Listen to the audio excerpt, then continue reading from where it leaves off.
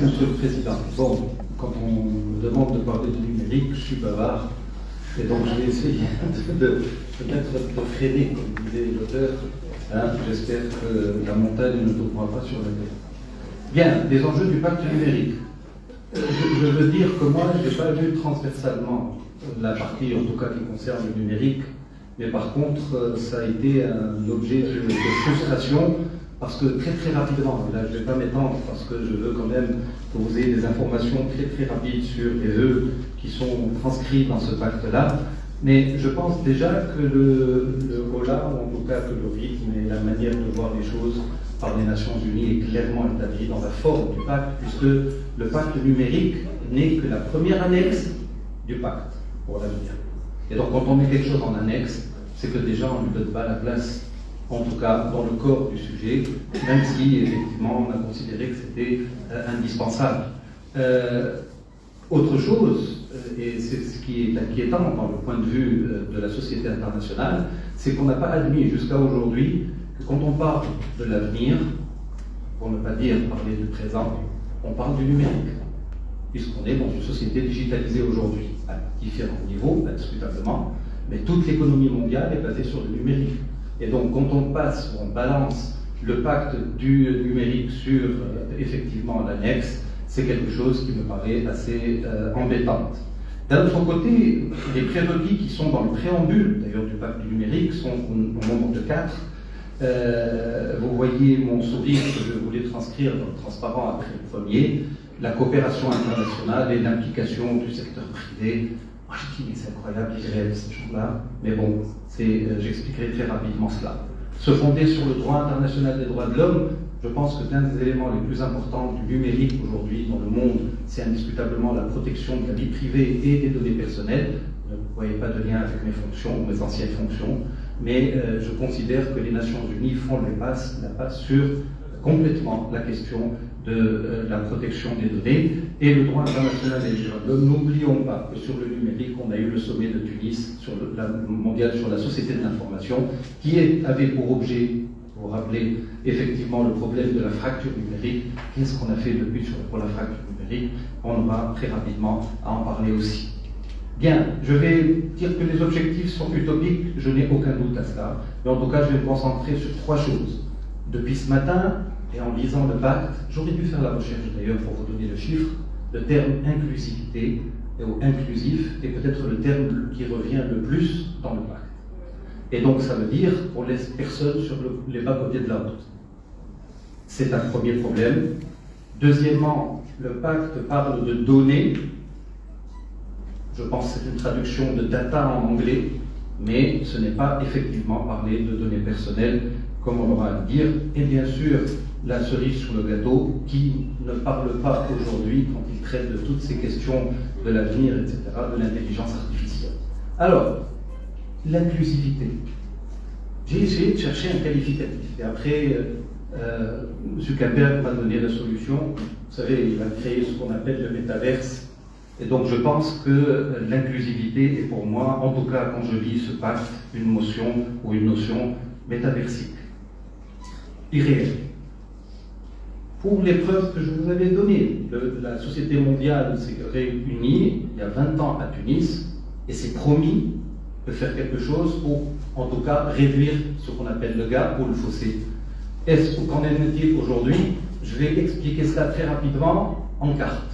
Je ne vais pas faire beaucoup de commentaires, les cartes sont très facilement interprétables. La première, il paraît qu'on devrait être dans un monde connecté. Voilà le monde noir dans lequel on est connecté. Il n'y a les lumières que dans les pays dont vous pouvez vous imaginer la connectivité. Le reste du monde n'est pas connecté, indiscutablement. Et si on prenait la plus grande entreprise du domaine du numérique, qui est hélas encore Facebook, voilà comment Facebook voit le monde. L'Afrique n'existe pas ou presque pas.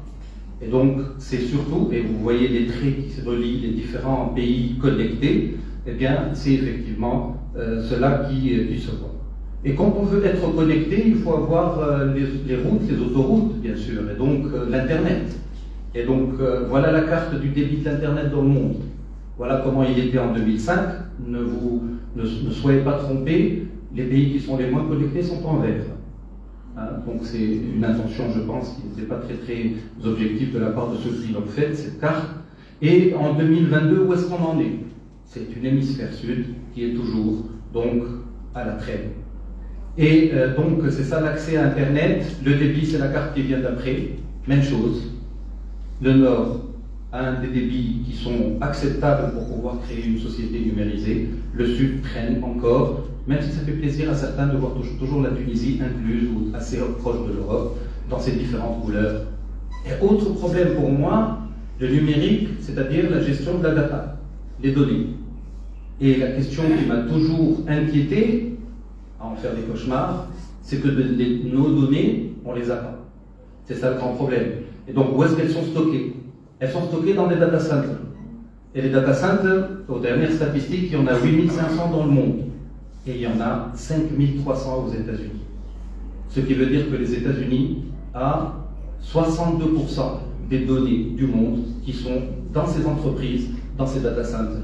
Et ça, c'est une autre carte qui montre la concentration de tous ces data centers dans le monde. Donc, c'est principalement l'Europe, les États-Unis. On n'a pas les réels chiffres de la Chine, ça se comprend. Mais par contre, c'est aussi un peu le sud-est asiatique. Voilà. C'est ça la fracture numérique. Et on se promet de réduire cela depuis 20 ans. Et le pacte dit qu'il faudrait de la coopération internationale et la mainmise, ou en tout cas la participation des entreprises privées. Deuxième point. Le deuxième point, c'est la data, qui, à mon avis, je l'ai toujours dit d'ailleurs plusieurs fois à cette tribune, pour les Nations Unies, la question de la donnée personnelle n'est pas une priorité. D'ailleurs, les Nations Unies ne citent jamais le terme données personnelles. Jamais. Et c'est quelque chose qui est en relation indiscutablement avec la mainmise aussi et l'influence des États-Unis sur l'organisation internationale, puisque effectivement les États-Unis, dans sa politique et sa conception de l'économie moderne et de ses intérêts indiscutablement, eh bien, les données personnelles n'ont pas à être protégées. C'est un bien, et donc ça alimente son économie. Alors que la donnée personnelle, je l'ai dit plusieurs fois, d'ailleurs on me demande tout le temps d'arrêter d'utiliser ce qualificatif, c'est pas pour rien qu'on dit que c'est le nouveau pétrole. C'est-à-dire qu'une économie numérique, un avenir numérique est basé sur la donnée personnelle. Ça, c'est un tableau très rapide que je ne vais pas commenter, mais c'est vous montrer les 5 premières entreprises américaines en capitalisation boursière. Eh bien, c'était des structures, des entreprises pétrolières, industrielles, lourdes, et maintenant c'est Apple, Microsoft, Amazon, Alphabet, qui est la société de Google, et Facebook, qui totalisent à eux le quart des capitalisations boursières aux États-Unis. Et donc, qui commande le traitement des données dans le monde? C'est indiscutablement ce qu'on appelle les GAFAM, qu'on appelle aussi aujourd'hui les GAMAM, mais aussi d'autres entreprises dont vous voyez les noms, qui sont les Natu, et bien sûr, ne pas oublier les Chinois avec les VADX. Ce sont les datavores, comme je les appelle, qui se nourrissent de data et qui créent le plus de richesses dans le monde. Et vous voulez qu'on ait une coopération internationale qui pourrait pousser ces entreprises privées à partager. Pourtant, même si les Nations Unies ne parlent jamais de données personnelles pour ne pas arriver à la question de la protection qui, à mon avis, fâcherait donc les États-Unis, eh bien, pourtant, on a aujourd'hui un nombre assez important d'États qui ont une législation sur la protection des données. Et vous voyez tous les États qui sont en bleu, parce que pour moi le bleu c'est mieux que le vert, et donc ils ont une loi sur la protection. Et ils sont au nombre de 142. Et donc on pourrait dire qu'aujourd'hui c'est une norme universelle.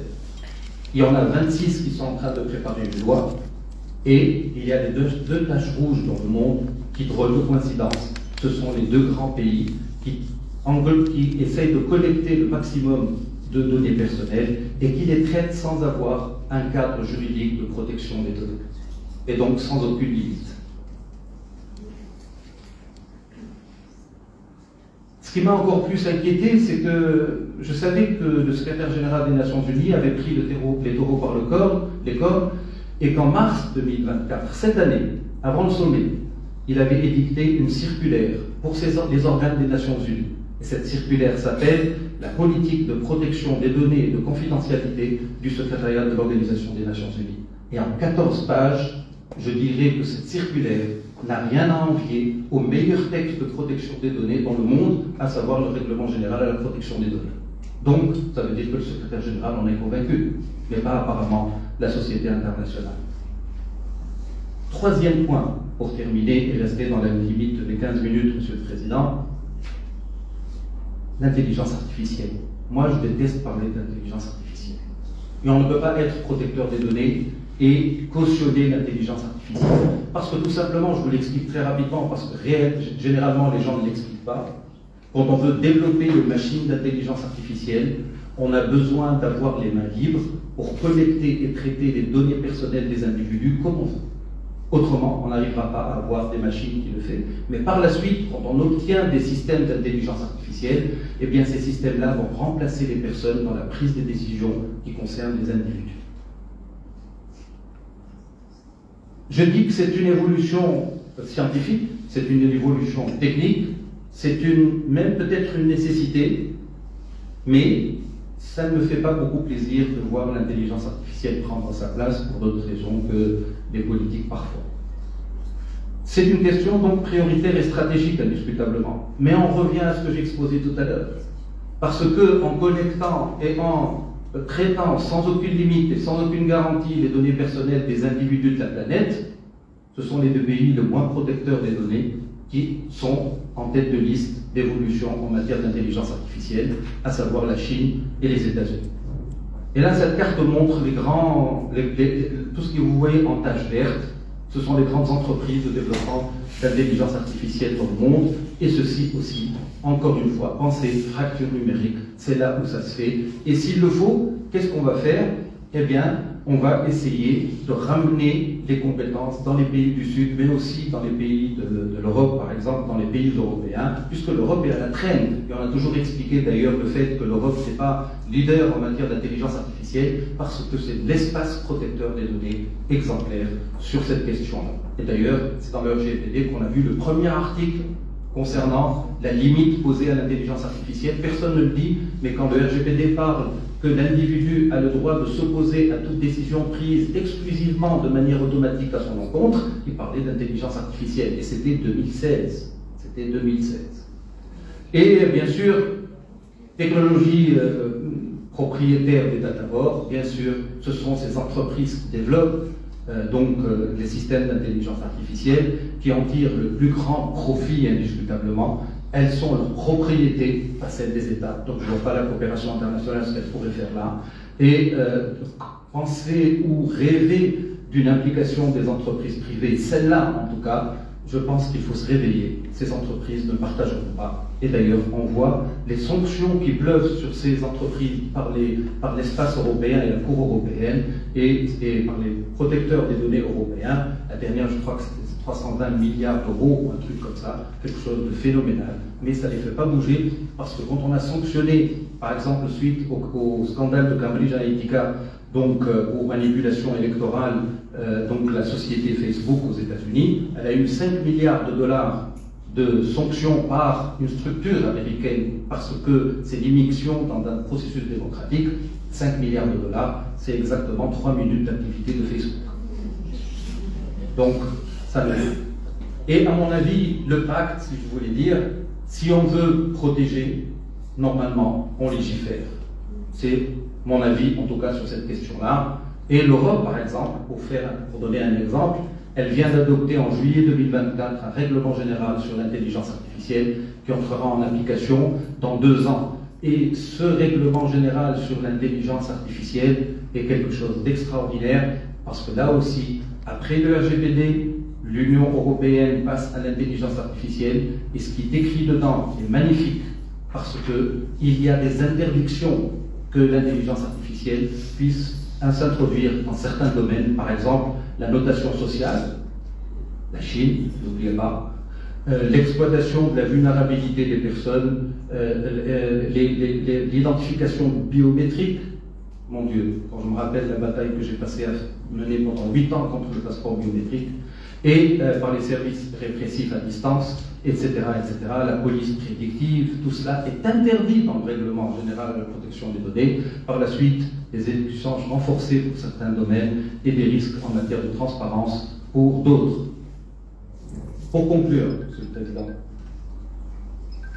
je dirais que le pacte du numérique, à mon avis, en tout cas, si vous voulez lui donner un slogan, ce sont des vœux pieux, pas plus que cela. Et leur réalisation, ces vœux-là, tiennent du fantasme. Si on est vraiment réaliste, qu'on connaît la situation du monde d'une manière générale et du monde du numérique, parce que les freins sont énormes. Premièrement, la société internationale n'a pas admis quelque chose, c'est que le développement du numérique passe nécessairement par un encadrement du traitement des données personnelles, et la société internationale, jusqu'à aujourd'hui, n'a pas de convention internationale sur la protection des données. Parce qu'on ne veut pas organiser une conférence internationale sur cette question. Parce que les États-Unis ne veulent pas en entendre parler. C'est aussi simple que ça. Deuxièmement, le développement du numérique n'est pas entre les mains des États. Là où ça se développe, c'est entre les mains des entreprises privées. Et les entreprises privées, c'est leur gain, c'est leur pain, c'est leur puissance. Ils imposent leurs lois à leurs États. Et donc, il ne faut pas penser que ces entreprises privées, un de ces jours, acceptent de partager. Et donc, on restera toujours dans l'hémisphère sud, consommateur du numérique qui nous vient du Nord et principalement de la Chine, des États-Unis et auxiliairement de l'Europe. J'espère que je ne vous ai pas agressé avec ce tableau noir. Monsieur le Président, merci.